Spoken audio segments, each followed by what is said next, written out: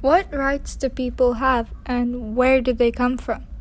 Who gets to make decisions for others, and on what authority? And how can we organize society to meet people's needs?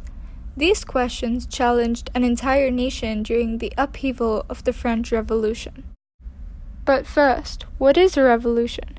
A revolution is a fundamental and relatively sudden change in political power and organization which occurs when the population revolts against the government, typically due to perceived oppression or political incompetence.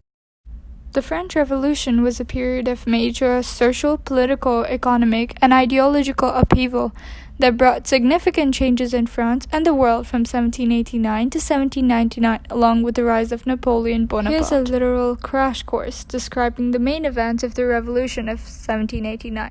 Whenever the ruler needed guidance, he could assemble a meeting of the Estates General, France's political assembly. It comprised of 3 estates, first, second, and third estate. In 1789, French government was going through a financial crisis, so the king assembled the Estates General as he needed to get permission for extra funding. This was held for the first time in 175 years. First and second estates were not paying any taxes, but was the duty of the third estate. Thus the third estate declared itself the National Assembly in June 1789. They said that they would make their own laws and run the country. They left the Estate General meeting and gathered in the royal indoor tennis court in the Versailles Palace. They took a pledge that they were not to scatter till they had drafted a constitution and to change the king's rule. This was the tennis court oath. King Louis XVI ordered his soldiers to banish the representatives of the Third Estate from the royal tennis court. The people got angry and left to break open the Bastille prison, which was a state prison and a mark of autocracy. They freed the prisoners and took all the arms and ammunition stored in the prison. This was a symbolic revolt against the king and occurred on 14 July 1789, which is the National Day in France. Great Fear was a time of terror and cruelty in France. This occurred soon after the revolt at the Bastille prison. Talk spread that the proprietor's armed force will wreck the harvest of peasants. Anxiously, the peasants assaulted the nobles and landlords, plundering the stored grain and torching the land records. An enormous number of nobles fled from their homes and moved to the neighboring nations. With a global context of identities and relationships and key concept of change, this documentary focuses on investigating the changes in the various aspects of the French Revolution, along with the driving question of what were the factors that led to the outbreak of the French Revolution and what were the consequences.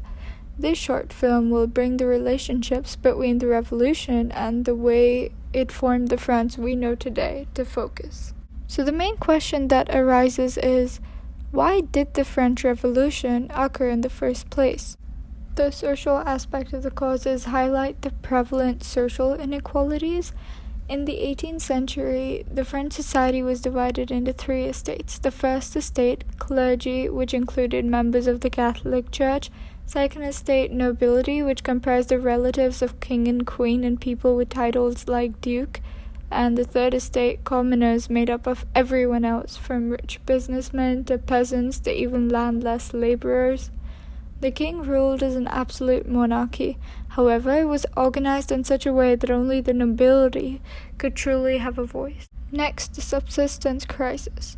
The population of France had increased from 23 million in 1715 to 28 million in 1789. Food grains were now in great demand. Price of bread shot up. Wages did not keep pace with rising prices. An additional increase in population leading an increase in demand of food grains. Queen Marie Antoinette, the wife of King Louis XVI, is frequently credited with heartlessly saying, "Let them eat cake," in response to finding out that the Parisians were starving. Additionally, the evident rise of the educated middle class cannot be ignored. They believed in equality irrespective of economic background and that no group in society should be privileged by birth.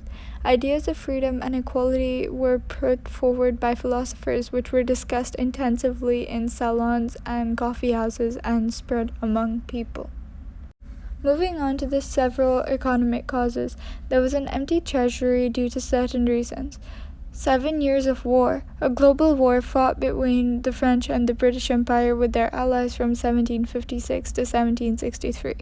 The American War of Independence. France's intervention to fight with America against common enemy Britain cost France around 2 billion livres. Money spent on maintaining the Palace of Versailles, national army and governmental offices, the corruption of the monarchy, as well as the poor harvest. Furthermore, to meet its regular expenses, the government levied high taxation, which were borne only by the third estate taxes, namely tithe and tithes. The sole political cause was that King Louis XVI was a young king with lack of experience. One can simply not forget the influence of the American Revolution and Enlightenment.